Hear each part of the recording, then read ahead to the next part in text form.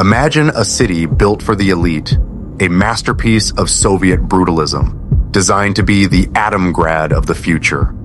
This was Pripyat, wide boulevards, Olympic-sized pools, and the pride of the USSR, the Chernobyl nuclear power plant.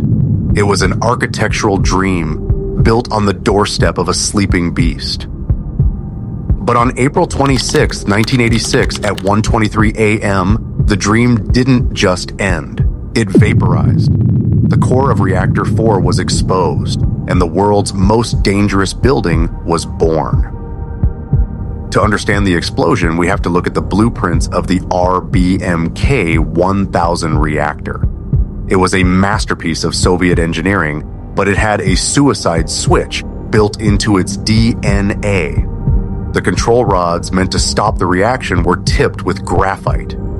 In a cruel twist of physics, when the operators pressed the emergency shutdown button, AZ5, those graphite tips entered the core first, momentarily increasing the power instead of stopping it. It was like hitting the brakes on a car and having the engine accelerate to 100 miles per hour. The citizens were told it was temporary, 36 hours to leave. They left their dinner on the tables and their pets at the doors. They didn't know that the forest nearby was turning red. The radiation was so intense the pine trees died instantly, their needles turning a haunting ginger color. The red forest, a botanical graveyard that remains one of the most contaminated spots on Earth. Days after the blast, a new nightmare emerged. The melting core was burning through the concrete floor toward a massive pool of water below. If they met, a steam explosion would have leveled half of Europe. 3 men, Ananenko, Spalov, and Baranov, volunteered to swim through radioactive water in total darkness to find the release valves.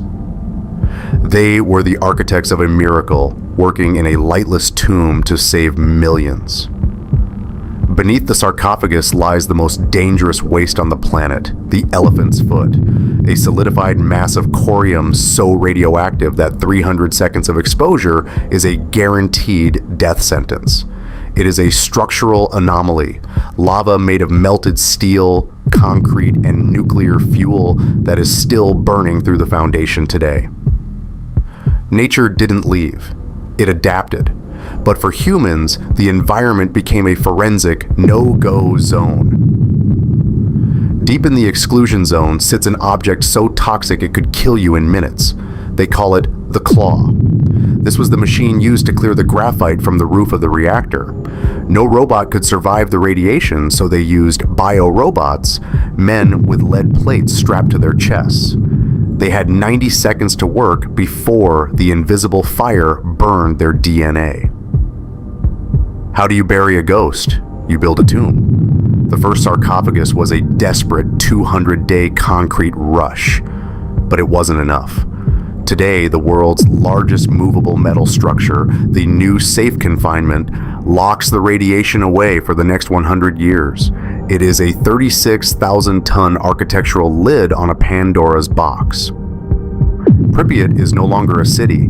It is a time capsule of human hubris and structural failure. The blueprints are lost, but the echoes remain. Step into the vault for the full forensic report on this nuclear ghost. What's one thing you'll never forget about the Chernobyl? The comments section is open. This is Phantom History. Don't forget to like, subscribe, and share. I'll see you on the next video.